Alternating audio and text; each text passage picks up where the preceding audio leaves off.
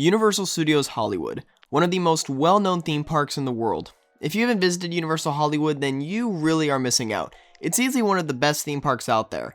Now, it's not only their over-the-top theming that gives them their publicity, it's their unique lineup of rides and attractions that draw in guests from around the world. I've been now on many different occasions, so today I'm going to be ranking every single operating ride at Universal Studios Hollywood. Now, funny enough, there are a total of 10 rides in the park, so I guess we could also just call this the top 10 rides at Universal Hollywood. And we will not be including shows on this list like Kung Fu Panda and Waterworld. So without wasting any more time, let's just get right into the list. Kicking off the list, we have the Silly Swirly Fun Ride at Super Silly Funland. This classic aerial carousel gives you a great view of Hollywood and Super Silly Funland. This ride is straight from the movie Despicable Me, so if you enjoyed that film, then you are really going to enjoy this ride. Other than that, it isn't anything special as it's just a Dumbo clone, but I'd say it's still worth your time. At number 9, we have the Flight of the Hippogriff in the Wizarding World of Harry Potter. This Mack Ride's Young Star Coaster is actually a lot of fun. One of the only one of its kind in America, it's much smoother and nicer than the one over here in Orlando. It's themed really well, and it's a great ride for your kids to do as their first ever roller coaster. Now, as fun as this ride may be, it is just a family coaster at the end of the day, so compared to the other rides at Universal Hollywood, it isn't anything special. And these are really the only two basic rides in the park. Everything else is definitely unique. So let's get into them. Despicable Me Minion Mayhem is a simulator ride that transforms you into a minion. Join Gru as he tries to create more minions. However, his girls take over the training process and naturally, everything goes wrong. Until Gru comes back to save the day. Now this ride is fun, especially for the families.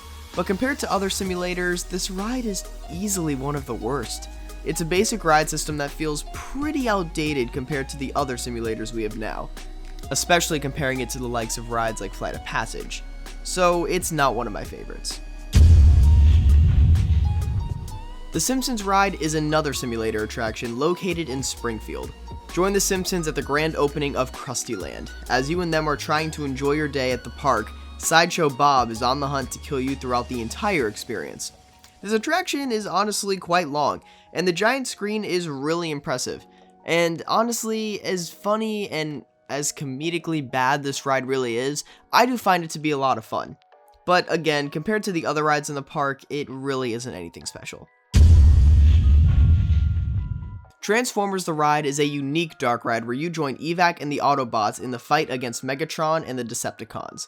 Transformers the Ride movement is so rapid that it makes it one of the most intense dark rides in the world. The sets are really well done and the screens are super impressive. Personally, this is one of my favorite rides over in Orlando, but the top 5 at Universal Hollywood is so good that this ride sits in my number 6. Revenge of the Mummy is a Premier Rides LIM launch coaster, and while it may have the same theme as Orlando, the ride experience is very different. Personally, I thought this one felt more like a family coaster, but it does some things better. Like the theme, I think overall is much better. The launch is better, and the backwards section is much, much better. Our backwards section is just one drop. This one felt like it had a triple down somewhere on it. It was insane. However, the start of the ride feels pretty slow and a bit boring if I'm being honest. However, the ride is still really fun, and being honest, I found it to be a bit more fun than the one in Orlando. Secret Life of Pets Off the Leash is pretty much a perfect dark ride. It's a classic Omnimover with a very detailed queue, and it tells a story perfectly. 90% of the things you see in this ride are real, and that's saying something because most rides that are built nowadays are extremely screen-based. Not this one. It's animatronic loaded and the sets are so detailed, plus it's a fairly long ride.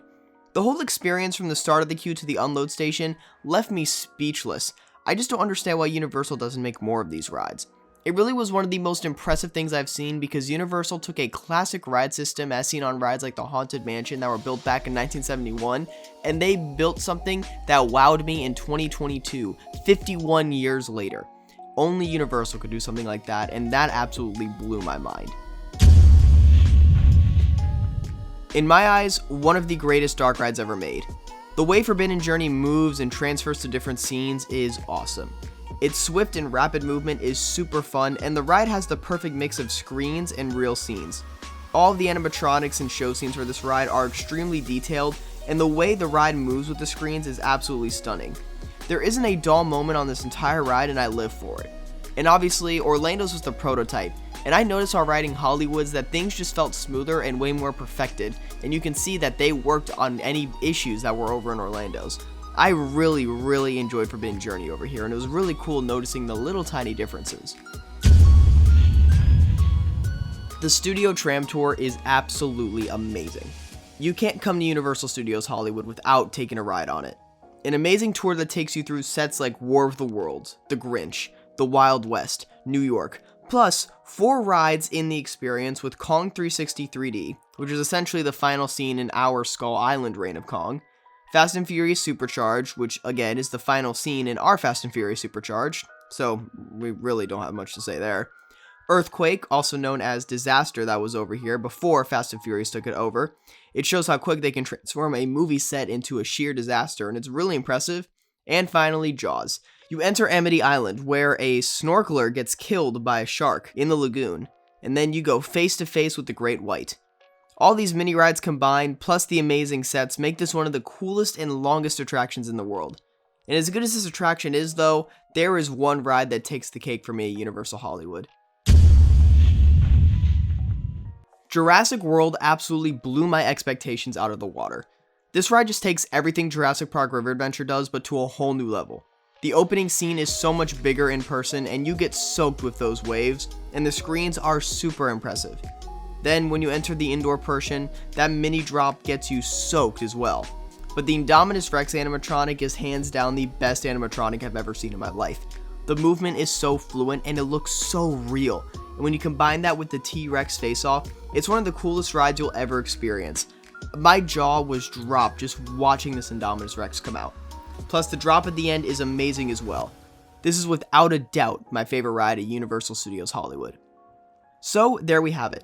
Let me know what you guys think of my rankings in the comment section down below, and tell me your favorite ride at Universal Studios Hollywood. Also, it's now time for you guys to rank all the rides at Universal Studios Hollywood.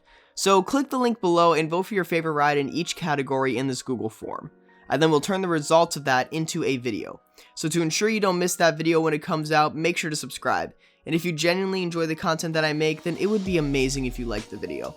Also, while you're at it, don't forget to check out my merch in the description down below, and check out my podcast On the Hunt, also in the description down below. As always, it's Hunter from Theme Park Hunting. I'll see you guys later, and follow the thrill.